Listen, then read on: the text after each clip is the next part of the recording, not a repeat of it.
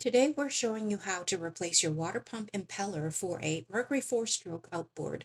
At the same time, we'll also be replacing our old gasket. We're starting by unscrewing the screw so we can remove the impeller housing from the shaft.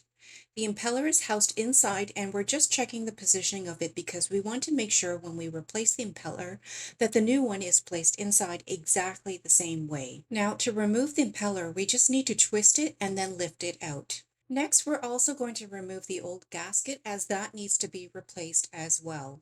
We'll also remove the keyway from the bottom of the shaft. Then we're just going to wipe the impeller housing just to clean it up a bit first. Next, we're going to get our new gasket.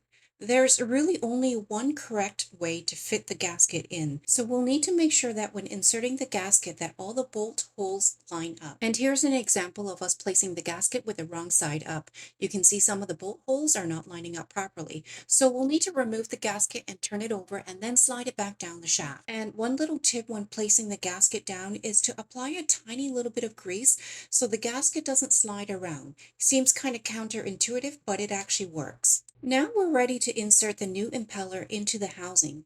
The spokes are flexible and will curve slightly when you fit the impeller inside the housing. Once the impeller is inside the housing, put the keyway back into the groove of the shaft. Then you can simply slide the impeller housing down the shaft until it is sitting on the gasket. Just make sure you line it up to the keyway.